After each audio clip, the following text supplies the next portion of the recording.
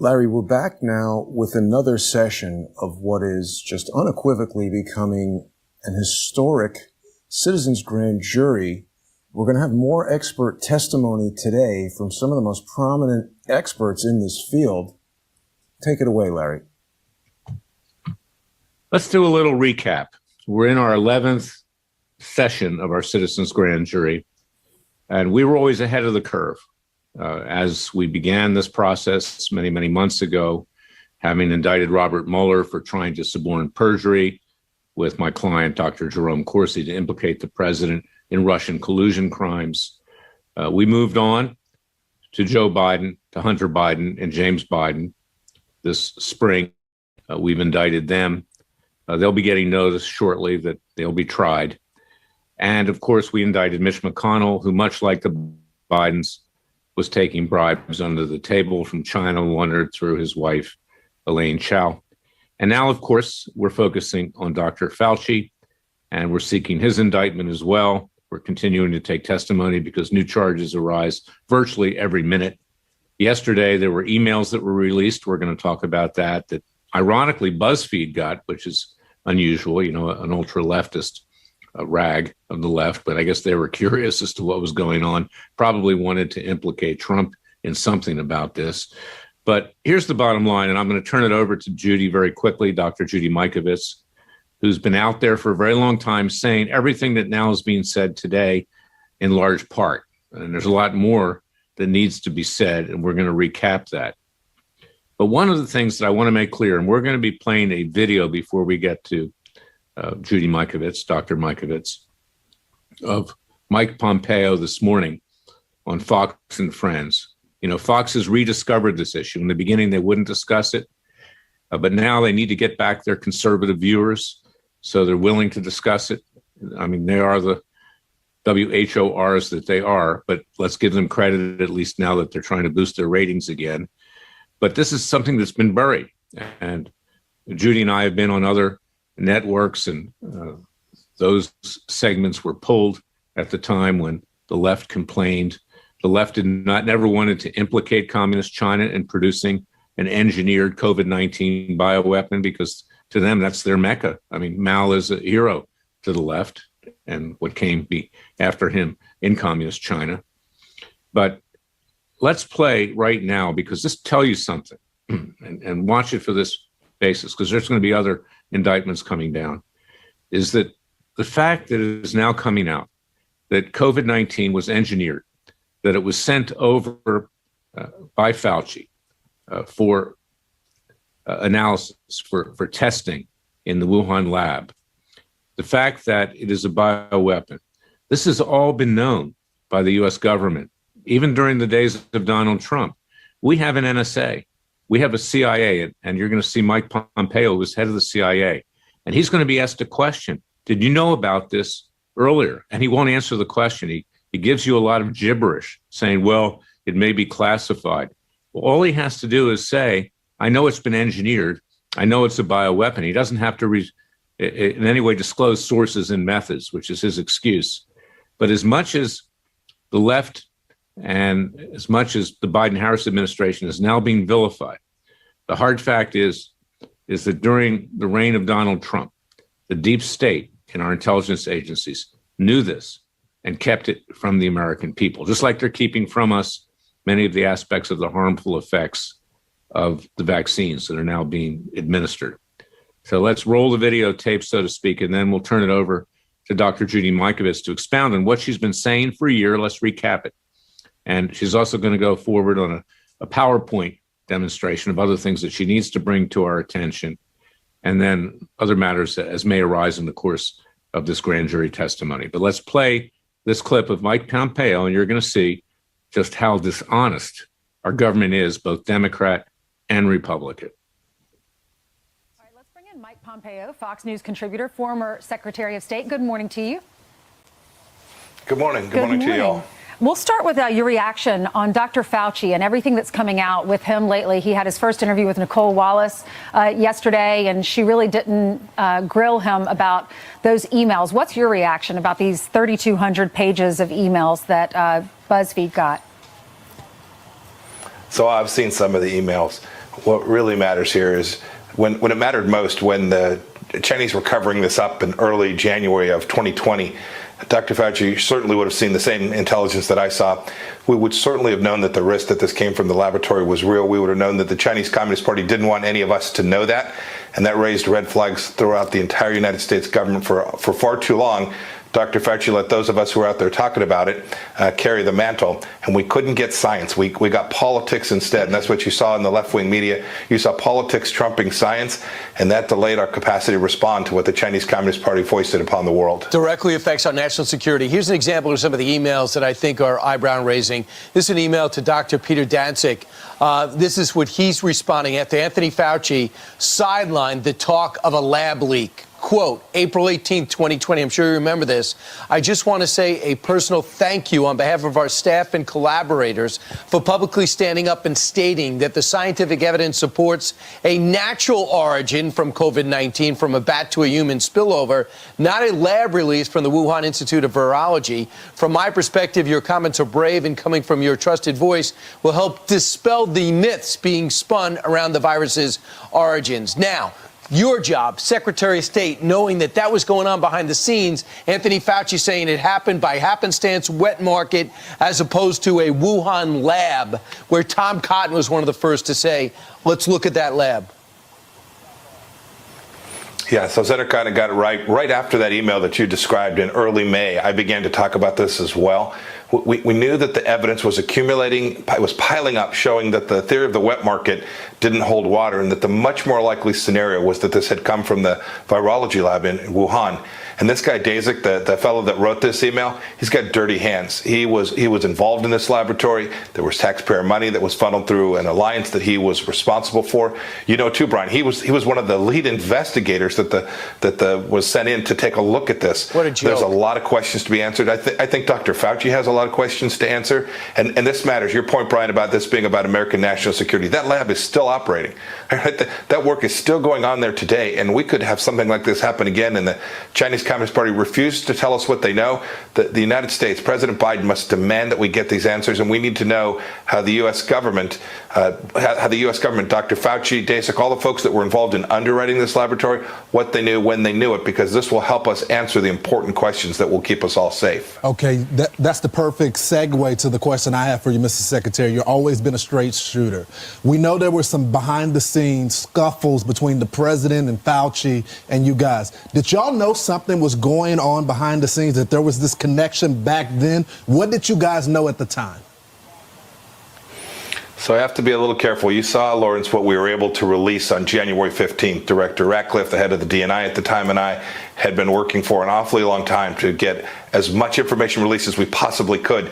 We knew we could watch all the facts begin to align that suggested that the most likely case. We knew about the doctors. We watched them disappear. Journalists. We knew that people had taken ill in Wuhan. We began to see this evidence accumulate. We were trying to get it out. We were certainly trying to make sure everybody in the United States government knew, Mr. Secretary, so we could respond. Sorry to interrupt. What prevented you guys from pushing it out, all the information? Yeah, it's a complicated process, Lawrence said. There's still more information that's sitting there that I think ought to be out, but you have sources and methods, intelligence things that need to be protected. I was a director of the CIA. I understand that. But we need to make sure that the American people know everything that we can. And then, frankly, we don't know the answer for sure. We need the Chinese Communist Party to be held accountable. Will we ever know the answer, the origins of this virus that killed millions of people around the world? Yeah, I think we will.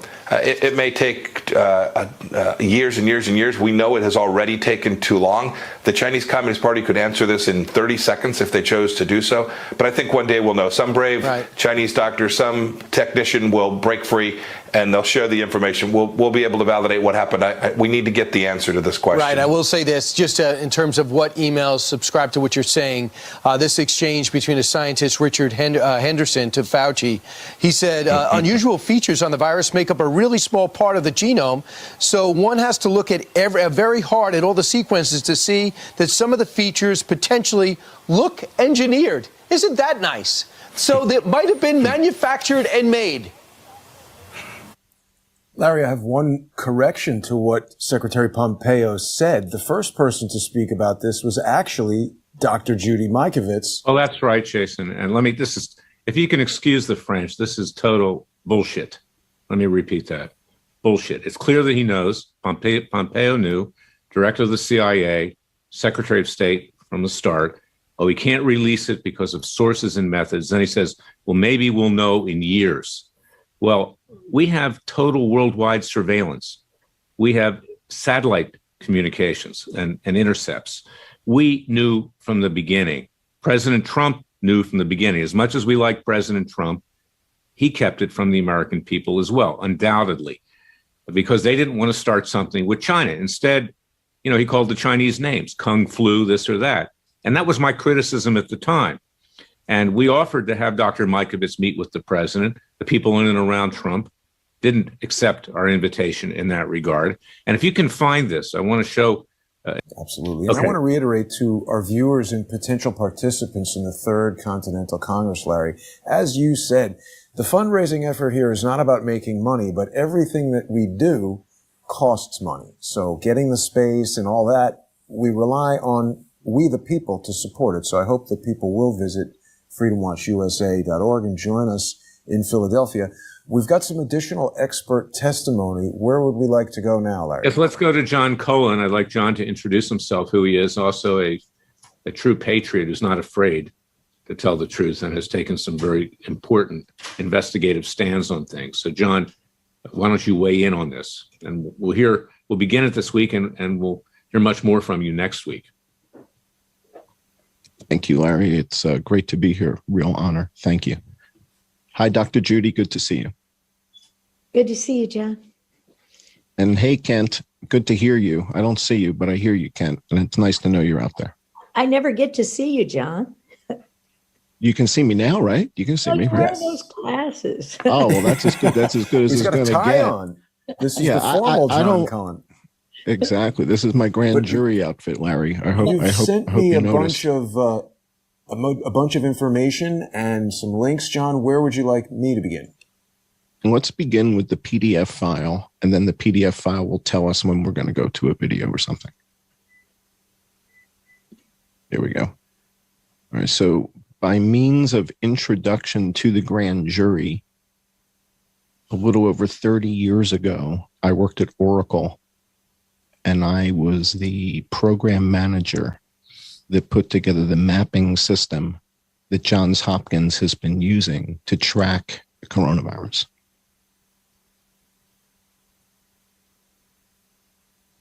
That's my software.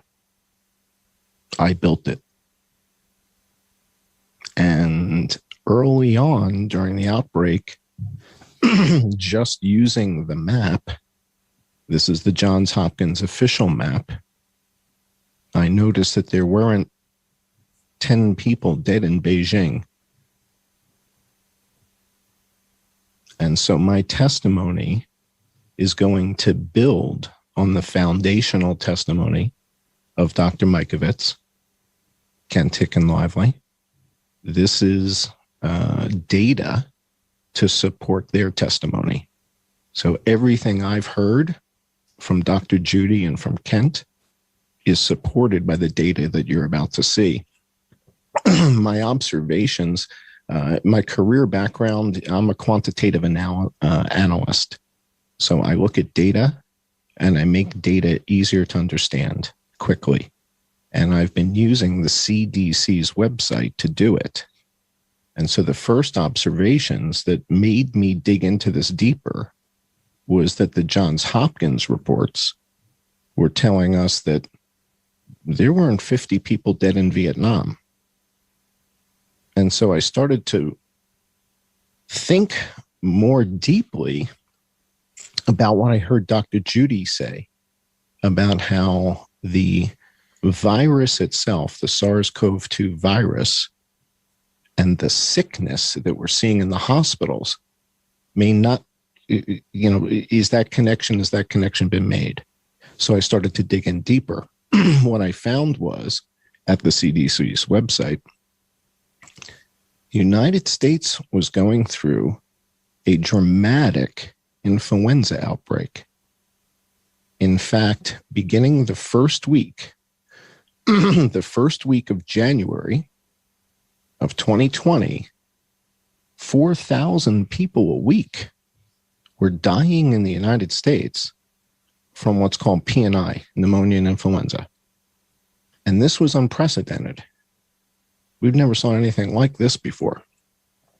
And this is before coronavirus shows up. And so I was a bit taken aback, and I said, well, wait a second. Then what happened? This looks like the worst outbreak of influenza we've ever seen. And in fact, it was.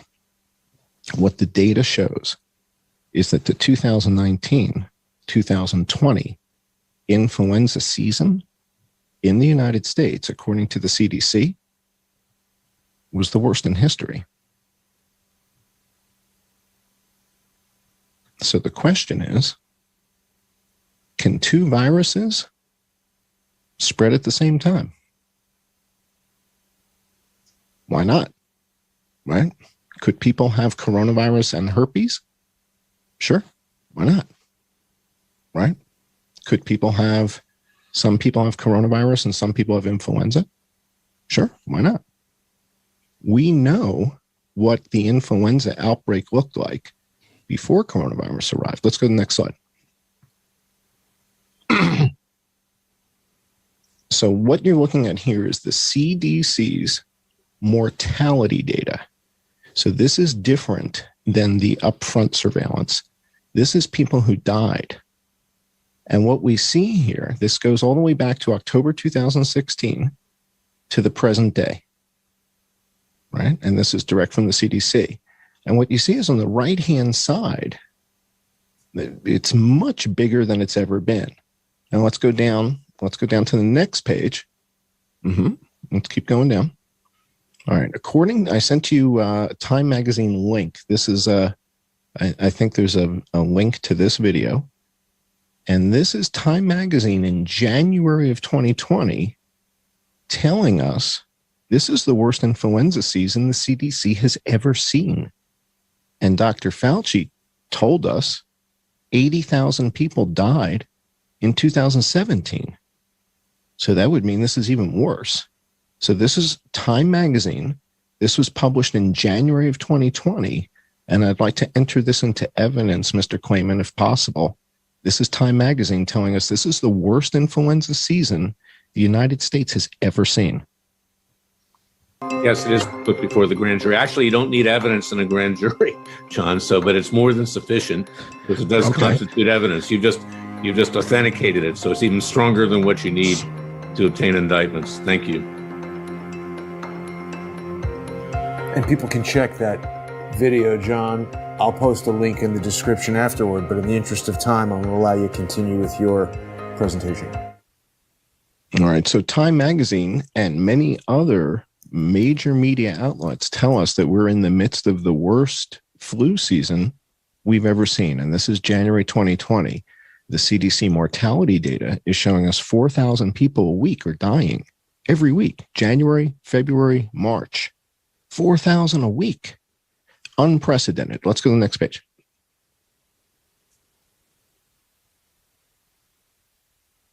So this is what the season looks like. And what we're tracking, or what I started to track, was both influenza and coronavirus simultaneously. Because before there was coronavirus, there was influenza. And as coronavirus arrives in the United States, the question is, did influenza just disappear or no? So what you see here in this chart is the number of people who've died each week from each affliction. Blue is influenza, green is coronavirus. And by week 12, we see coronavirus is starting to make an appearance as far as deaths, but we've had 4,000 people a week dying from influenza before coronavirus even arrives. Okay. Now, let's go to the next slide and see what happens. The question is, did coronavirus just completely push influenza out and influenza just stopped when coronavirus arrived? Or is that not what happened? And by tracking both outbreaks at the CDC's mortality system, we go to the next slide, Fauci tells us the coronavirus pushed the flu out. Can we play that Brett Baer video clip that I think I sent you? Yep. Apologies. That was right there. That Time Magazine. Do you have Brett Baer? No, Brett Baer with Fauci. It was in the WeTransfer download. Oh, got it. So many different pieces of media here. No, I don't have that. Sorry. He tells him, we got no influenza. As I recall, Anthony Fauci is recounting a phone call with colleagues in Australia. I have the audio. I can play the audio. Play it. I have the audio. Okay. Yep. You know, because of what we're doing with coronavirus, we haven't heard a lot about the seasonal flu. We lose 30 to 60,000 people from the flu. Has that gone down dramatically? Extraordinarily dramatically, Brett. And in fact, that is a very good testimony to the efficacy of wearing masks, avoiding congregate settings, and keeping distance, because we did that during this late fall, early winter. And the level of influenza in the community is remarkably low regarding comparisons to other years. Our Australian colleagues had the same experience during their winter, which is essentially our summer. When I was talking to my colleagues in Australia, they were saying, Tony, we don't have hardly any flu this year, and we think it's due to the fact that people are wearing masks, keeping their distance, and avoiding congregate settings. Goes to show you that those types of public health measures actually work. The problem, Dr. Fauci, we appreciate your time and welcome back. The problem with that is that the data from the coroners doesn't support what Dr. Fauci just said. So if we go to the next slide, the issue is I'm referencing the CDC's website that shows us mortality. And when we look at the mortality data, I want to step the jury through week by week what happened. As coronavirus appears, if you go down where it's blue and green, you're going to see week to week the arrival of coronavirus versus influenza deaths. Every week from week 1, there's 4,000 people dying. Okay, now we get to week 12 and 13, and what we see is that coronavirus deaths are starting to catch up to influenza deaths in week 13. If we go to the next slide, what you'll see is that there you go. So now coronavirus deaths are almost equal to influenza deaths, but influenza has not disappeared. Influenza is taking off, as is coronavirus. Now, one of the things we're going to look at in a moment is the comorbidity factor. One of the issues in the United States is using comorbidities, coronavirus. So if somebody dies with cancer and coronavirus, we'll talk about how that's counted. It's not until this slide where we see coronavirus deaths start to eclipse the influenza deaths. The issue is, again, influenza is still higher than it was the week earlier. It hasn't gone away. It's still getting bigger, but coronavirus got bigger faster. Now, this same little time window here where we're watching coronavirus take over from influenza as far as the number of deaths is this week 11, 12, 13, 14 time frame, which we're going to come back to in a moment. Let's go to the next slide if we can.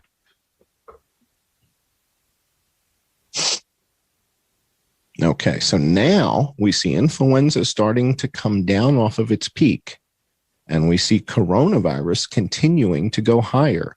What that means is we're seeing two distinct different outbreaks with two distinct different behavior patterns, not double counting. We have an influenza outbreak that we heard from Time Magazine a moment ago was the worst we've ever seen, with 4,000 people a week dying. But then I guess it's week 13, more than 6,000 die. Then in week 14, right? More than 6,000 people die from influenza in week 13. In week 14, more than 10,000 die. And in week 15, more than 12,000 people die from P&I in the United States. But the story now is all about coronavirus. Okay, let's go to the next slide if we can.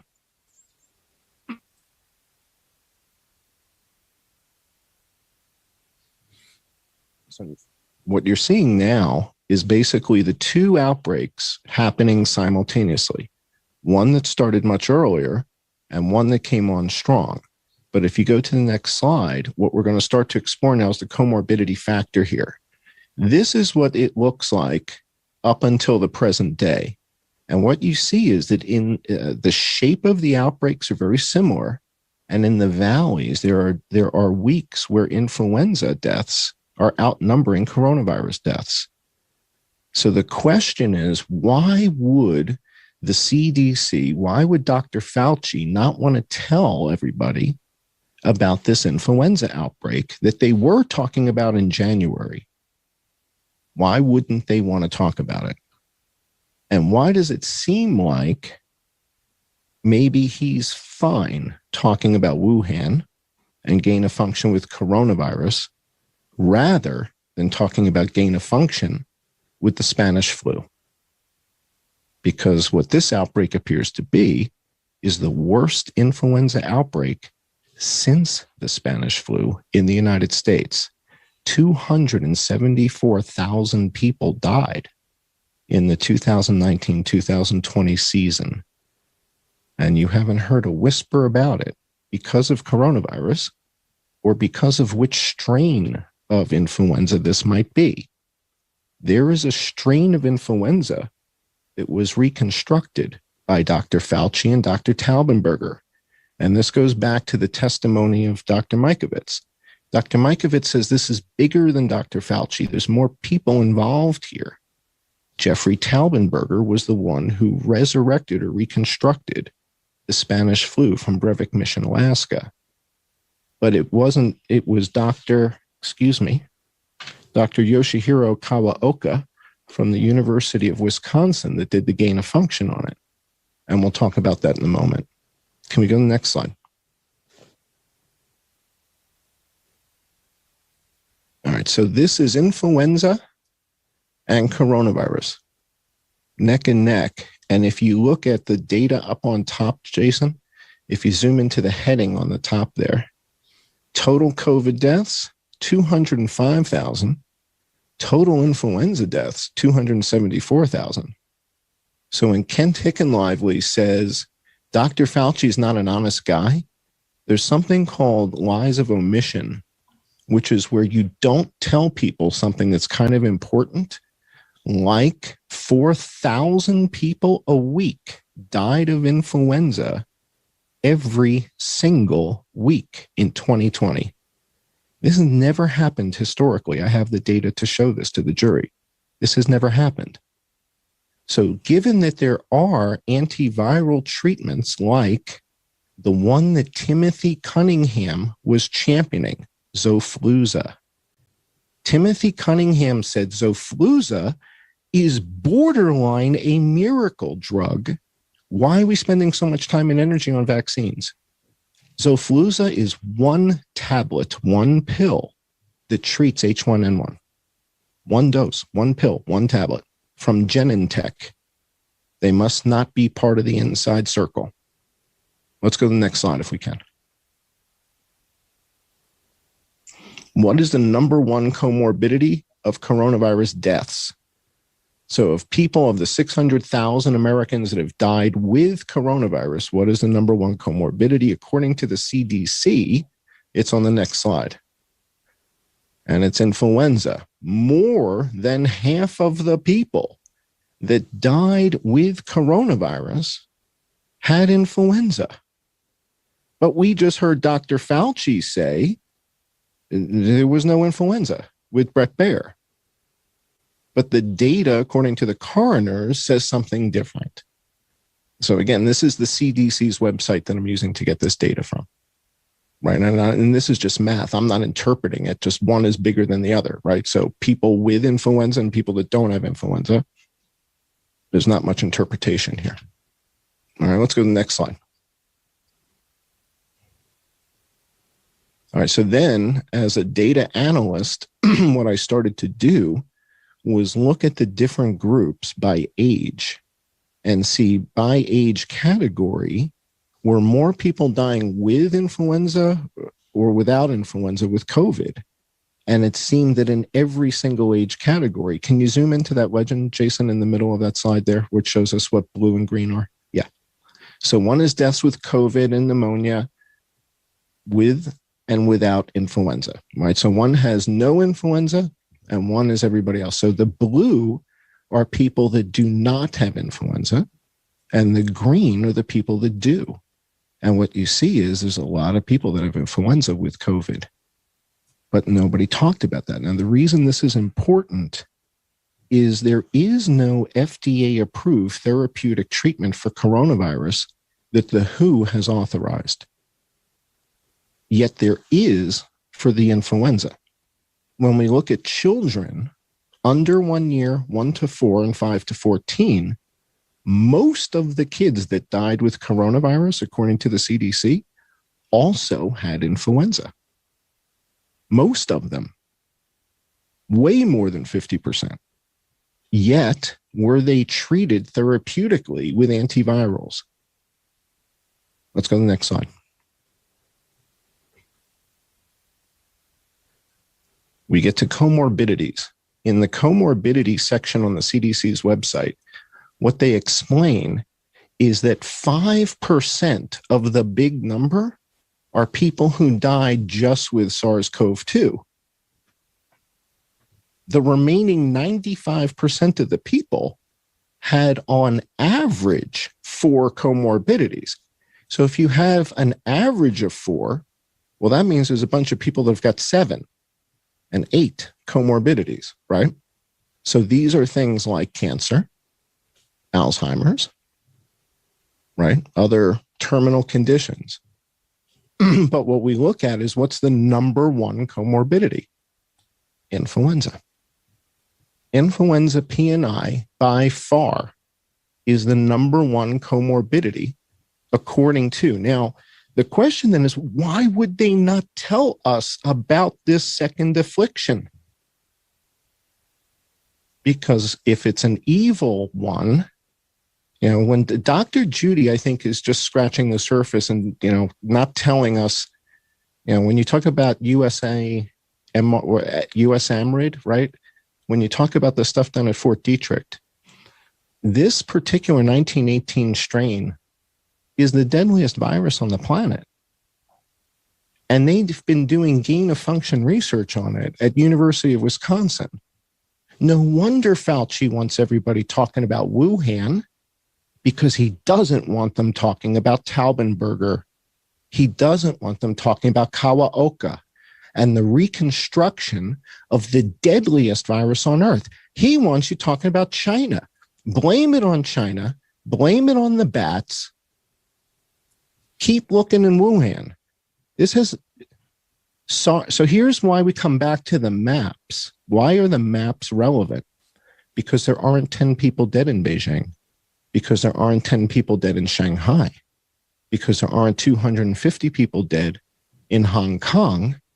And for the last 10 weeks in the United States, more people have died from influenza than from COVID. And not only has Fauci not told you this, neither has Anderson Cooper, Rachel Maddow, Sean Hannity, David Muir. Why is this the fact that more people have died every week for the last 10 weeks in the United States from pneumonia and influenza than from coronavirus? And this is straight from the CDC.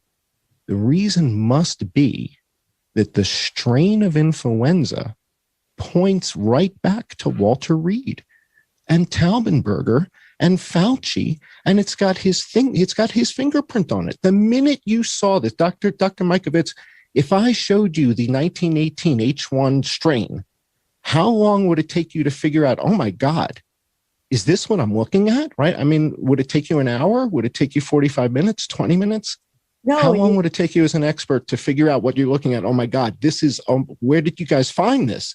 right. How long would it take you? How long John, would this that take is you? brilliant analysis. Let's get to Judy's comment on it. And you actually showed it to me when we talked, John. I believe it was last September. And I pulled the paper by a guy named Reed, and the paper's doing this research. And they literally exhumed the bodies of people who died and cloned out the pathogenic part in 2005. They've been doing it all along. And when we talked last September, you showed me this paper, and I've been saying this since then. This is why they're cremating the body, so you will think it's that monkey virus that never was in humans and you cloned. And what did you also do? Read the book by John M. Barry, The Great Influenza.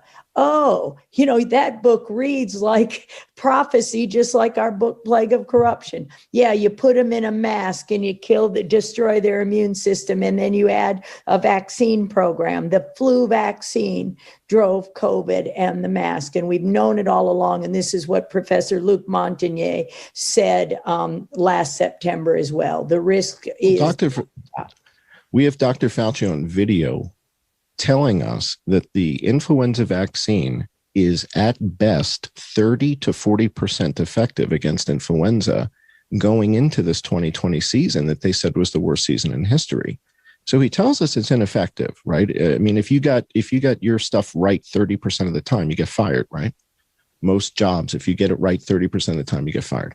All right. So we come back to comorbidities because when I look at other countries like Vietnam, this is important for the jury to understand. The population of Vietnam is larger than Germany. It's larger than the UK. It's larger than France. There's 100 million people in Vietnam, and there aren't 50 dead. Thailand has a larger population than France. Thailand doesn't have 1,500 people dead. France has over 100,000. So I look at hang on, stay on the comorbidity factor for a second. This is important.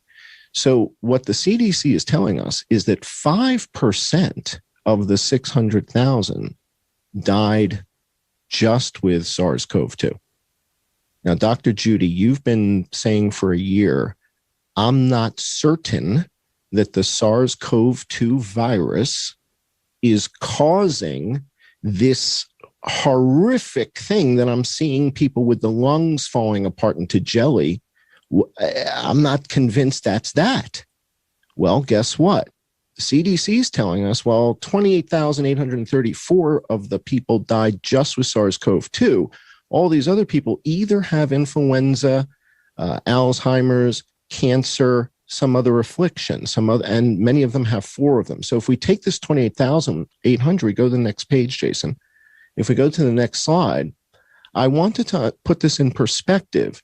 And so what we see here, this is the different causes of death in the United States ranked. And what we see is that the number of people who fall down, if you go down to the middle of the page, the number of people in the United States that simply fall down and die is 39,443. More people are dying falling down than died from SARS-CoV-2, according to the CDC. Now, if I were a lawyer, I might say I rest my case, but I'm not. I have more. Okay. But more people have died before you go there, falling down than from SARS-CoV-2 directly. John, before you go there, let me ask you this. Is what you're saying, you made reference to gain of function research at the University of Wisconsin, that they were monkeying around, no pun intended, in Wisconsin, okay, playing around with this gain of function on this particular strain of influenza, the Spanish flu, and it got out from that monkeying around in Wisconsin, and Fauci and the rest of them were behind it. Almost. The data shows, so yes, the gain of function is being done in Wisconsin by this Dr. Kawaoka, but the data from the WHO that I'm going to show the grand jury in a second here, the data from the WHO, World Health Organization. the World Health Organization, shows an outbreak of influenza in 2019 in the summer that is astounding. The worst influenza outbreak in Australia's history in the last 100 years happens in the summer of 2019. And those athletes potentially go to Wuhan. And somebody figures out, somebody who's like a Dr. Judy in China, figures out, oh, that's Fauci's virus. That's the Spanish flu. And it goes through Wuhan and tears through Wuhan. But here's a fact that I am certain the grand jury is not aware of. There are fewer people dead in China than Iowa. There are fewer people dead in China today than Kansas. Well, according to their statistics. According to Johns Hopkins and the CDC and the WHO. Now, China could be lying, but then that takes us to Vietnam and Thailand and Laos and Cambodia and Australia, right? So if there's more people dead in Rhode Island than the entire continent of Australia, and Dr. Fauci didn't think this was relevant, he didn't think it was, in other words, he's speaking in front of the Senate about Wuhan, and there aren't 10 people dead in Beijing, and that doesn't come up. Well, let me ask you this question. Okay, maybe I'm missing something. Yes. How did it get out? Where did it come from? How did it get out? Okay, so we know that there's only a certain number of BSL-4 laboratories. And Judy can respond to that as well. All right, so there's 11 of them in the United States. But again, I'm simply going by data. So if you're going to ask me where do I believe it came from based on the data indicates it started in the Southern Hemisphere in the summer of 2019 and spread around the world. And because we had 4,000 people dying of this virus in January, the question to Dr. Fauci is, Dr. Fauci, you either knew this was happening and chose not to tell us, or you were unaware of it, which makes you negligent. How can you be unaware of 4,000 people a week dying of influenza January, February, March, and then comes coronavirus? Well, apart, John, and I want Judy to answer this, apart from not disclosing what went on, and of course you're right, omitting material facts are as dishonest as telling false facts. Is there anything to suggest that it escaped as a result of anything Fauci and his cronies did? That's what I'm going to ask Judy. Okay, did they play any role in the release of this deadly Spanish flu virus? Absolutely. They shipped the cell lines around the world in those little vials to all the facilities, and then you have infection by injection in the flu vaccine. So we know the vaccine given in January of 19 to the Italians was grown in maiden Derby kidney cell, the dog cell line. So it doesn't take much to recombine every day. They knew exactly what they were doing. And then again, the masks drove the Spanish flu. They knew how to ignite that fire, how to throw the flame in the fire. Does Fauci or any of the others have any financial interest in these flu vaccines? And the same question with regard to the COVID vaccines. Who has financial interest other than Big Pharma that may be involved in government regulation or universities or elsewhere that have an interest in promoting the flu vaccine and the COVID vaccine? Yes, the CDC. The CDC makes most of its money mandating these vaccines around the world. That's why the last slide I showed you was how to end this by, closing those doors and stopping that advisory council on immunization practices. So Taubenberger wants to develop a universal vaccine that protects against the pandemic strain that he resurrected. It's like the movie Mission Impossible, where you have Chimera and Bellerophon. He resurrected the virus, and now he's on a 15-year mission to come up with a vaccine against the thing he resurrected. This is Jeffrey Taubenberger. But again, in the news today, the news cycles about Peter Daszak Wuhan, SARS-CoV-2, and gain of function. That is the smokescreen. The deadliest virus on Earth is H1N1 from Breivik Mission, Alaska, from the permafrost that Jeffrey Taubenberger resurrected. But Dr. Kawaoka at University of Wisconsin, and Jason, you can pull up an article in the Independent. If you type Independent, Dr. Kawaoka, Kawaoka, actually it's in my presentation at the end.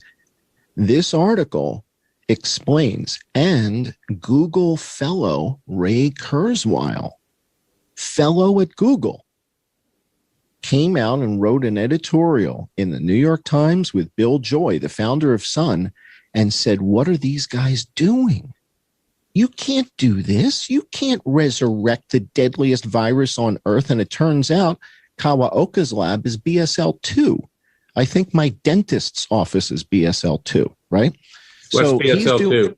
Biosafety level 2. And importantly, when those deadly cancer mouse viruses were spreading around, they said unintended escape of a biosafety level 2 variant or virus. And again, you grow the virus in the cell line. They carry them in their pockets. I used to do that. Take the vial, it's in liquid nitrogen. You're literally, it's not an unintended release. They ship them around the world so everybody else can study. And they talk about it. They talk about it openly. They say one of their biggest fears is that the stuff they work on comes out on the fabric of somebody who is working on it. They tell you that's their biggest fear, is somebody takes their work home with them. Judy, probably heard it every week, I'm sure. And that's Jason, who died, our families. That's who got infected, indeed. The lab workers. Why did Melinda Gates say, let's just get the healthcare workers? It's called nosocomial spread. Half my lab, half my friends are dead. Thank God I worked in a biosafety level 3 with HIV. Do we have another moment, Larry, or to show a little bit more evidence? And we're going to pick it up next week too. But I guess what we're seeing here, to put in layman's terms, as I say sometimes, Klayman's terms, is a much bigger scandal here, for lack of a better word. And it's about to get bigger. And it shows the pattern and practice and the potential for future pandemics, which now apparently we've got 2 going parallel. Okay. An interesting observation. I won't name the name of my doctor. He's a very fine doctor, high level. He was telling me at the time period that all these hospitalizations were occurring, that it was not unusual, that there were no hospital beds, that every single year, as a result of influenza, the same amount of hospital beds were being occupied. And it was a misstatement. And he's left of center, by the way. It was a misstatement to be saying that it was all due to COVID-19. So that tends to support, just in a general sense, what you're saying, John, is that we have 2 pandemics that are going on at the same time. One which is unaddressed, right? And therefore we need to delve deeper into Fauci's culpability and other people's culpability for that. And why are they now focusing more on China, first trying to deny it, but now the facts are coming out about their own involvement as well. You got it. Exactly right. China and Wuhan, the honest truth is that is the distraction. And I couldn't understand, why wouldn't they just tell people, hey, listen, we've got 2 things going on. You have to get tested. And if you have this, the medicine is this. And if you have that, the medicine is that. What was so wrong with that? Why would they just shut up about one of the viruses? And the reason goes back to this 2005 resurrection by Taubenberger and the fact that the United States resurrected it. And what Dr. Judy said is, yes, we shipped it around the world, but we also published the genome on GenBank. And what that means is that Iran, a gene sequencer, if you have a gene sequencing machine, it just has 4 ingredients, just like a printer. It's like, yellow, magenta, cyan, and black. A gene sequencer just has adenine, guanine, tryptosine, right? It's just 4 ingredients to make DNA. And you tell it what you want, and you come back 19 hours later, and you got a little thing of that. Well, we published it. We published it on GenBank, which means Iran has it, China has it, everybody has it. Well, you don't need a vial from Fauci. You just need to go to GenBank, type it in and enter it into your sequencer and come back in 21 hours and you got a little bit of stuff right there. Yeah. That's how it works. So it's in the public domain. Jason, if we have 5 more minutes, I want to show the rest of 1 or 2 of these slides I had in that deck if we can. Sure.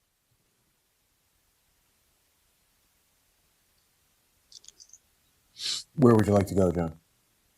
A little bit up. I don't think we got to this yet. Up. Okay, flu burden. Next slide.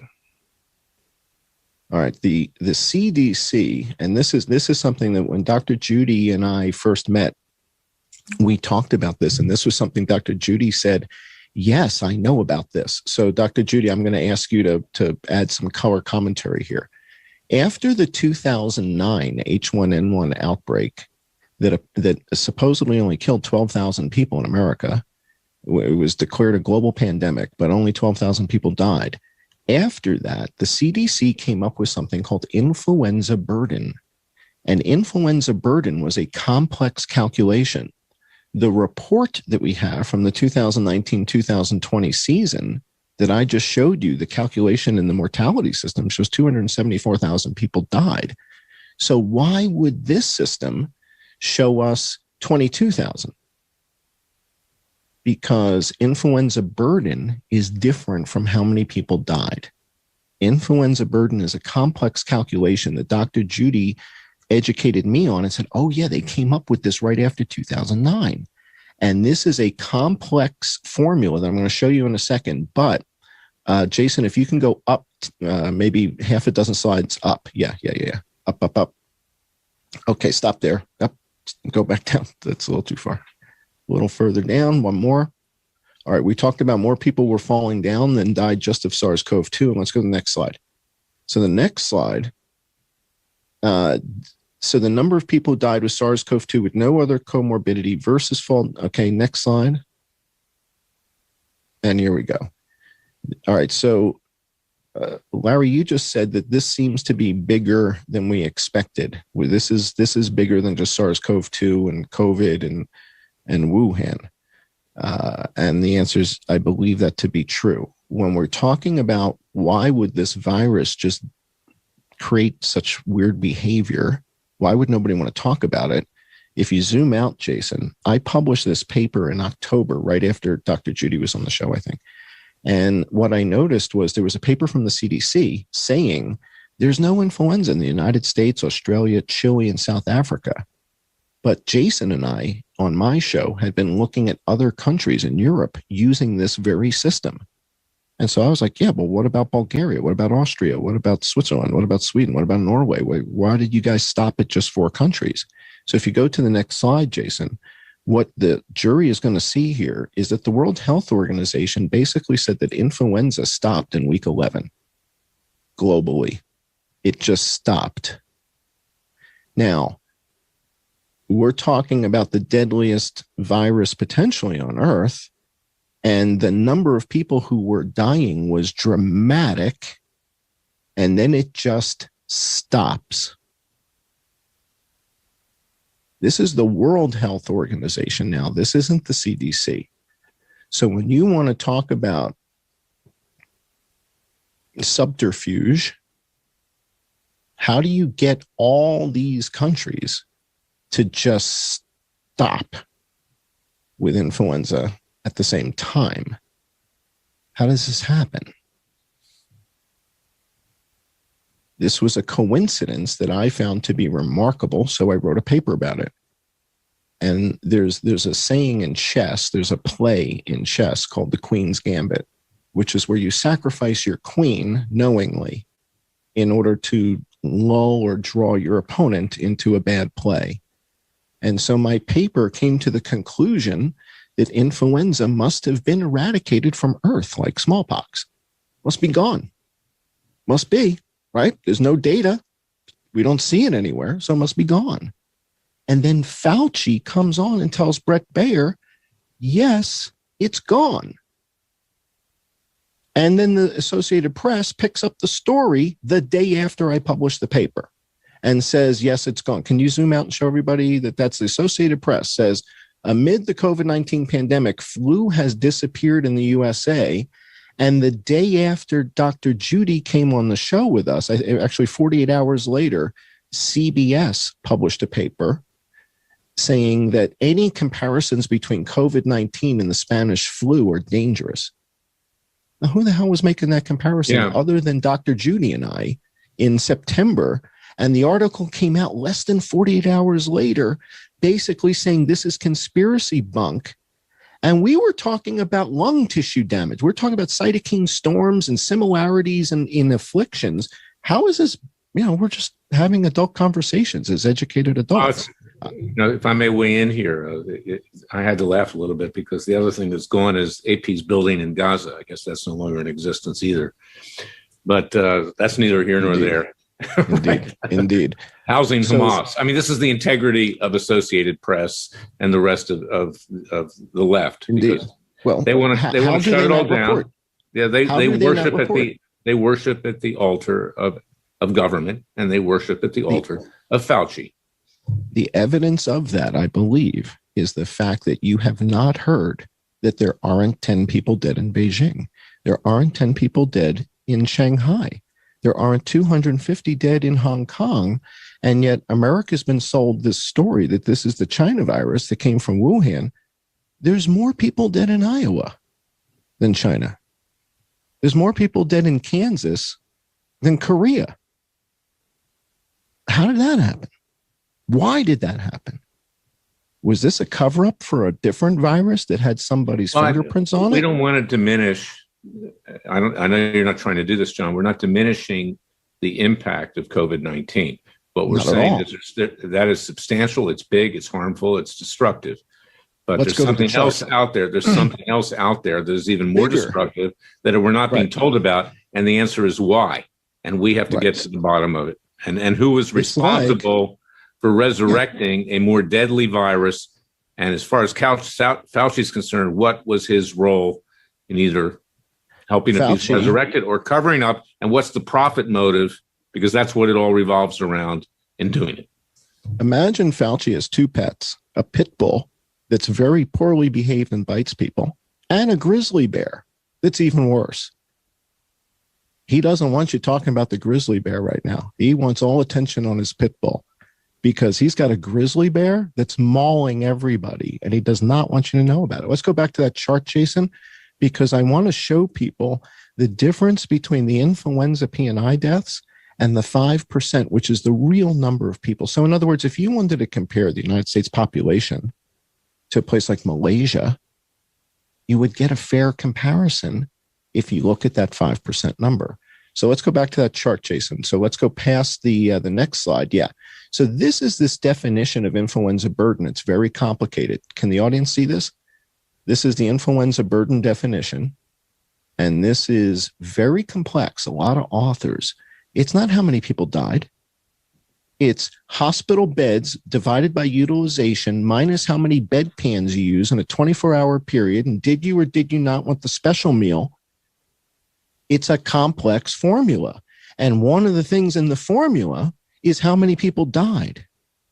Well, that's all I want to know about. I don't care about the beds and the bed sheets and how many bedpans are. I'm not in that business. Can we go to the next slide, Jason? I see Larry, not the slides. Is there a way for me to see the slide?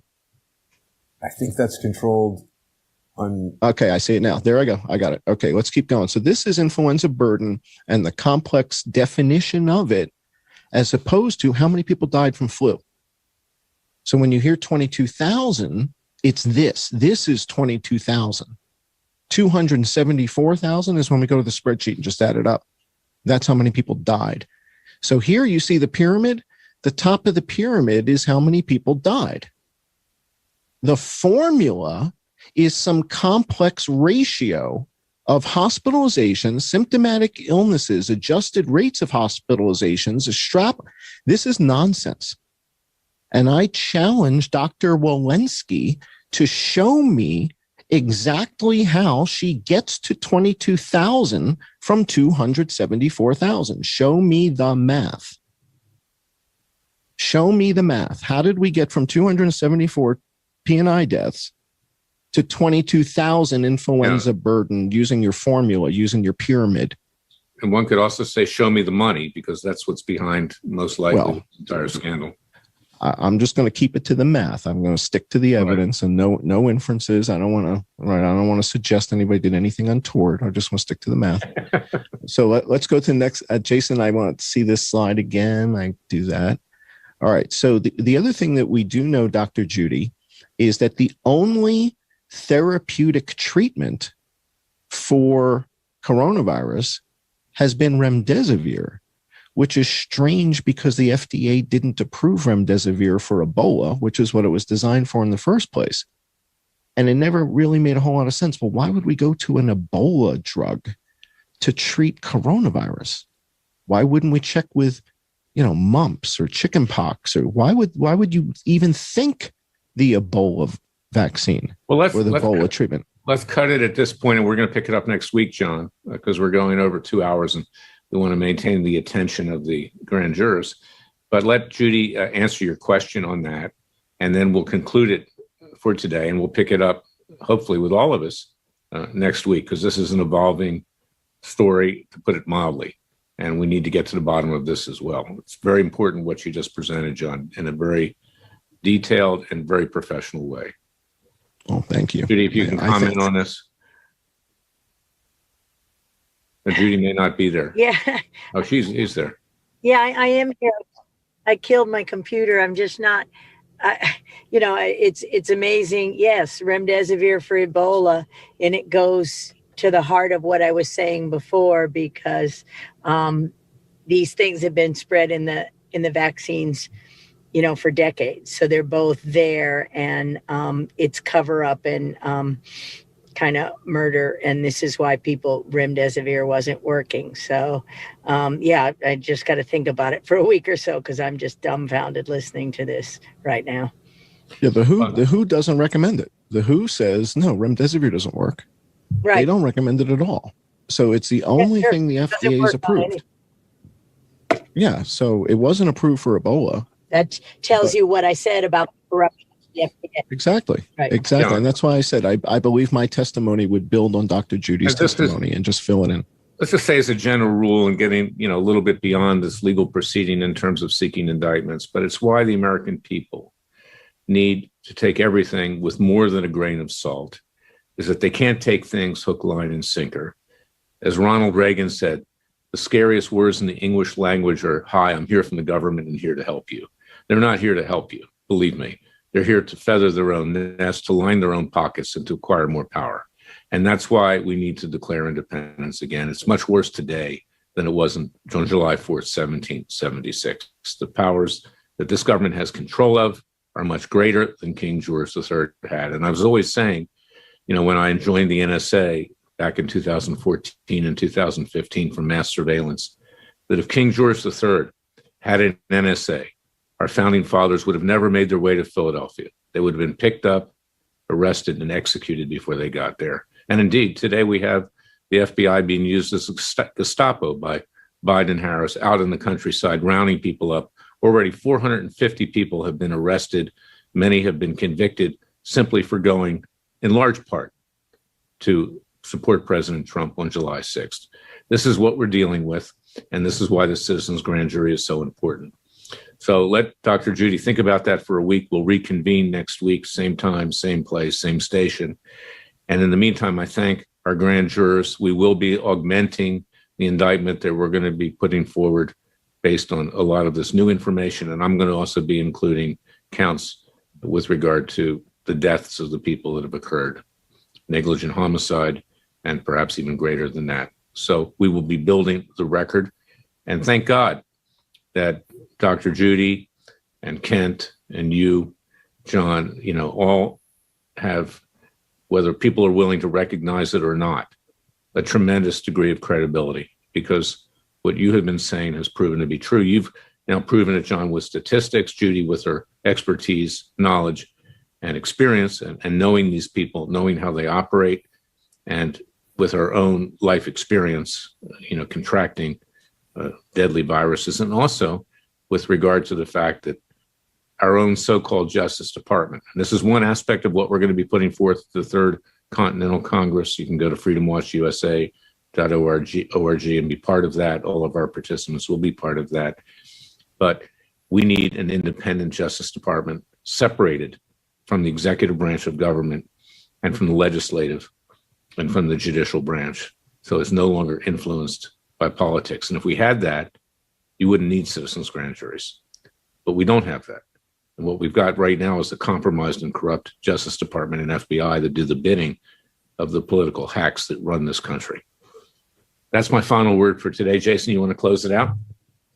Larry, I want to thank you and your team at Freedom Watch, because we would not be having this Citizens Grand Jury without your efforts.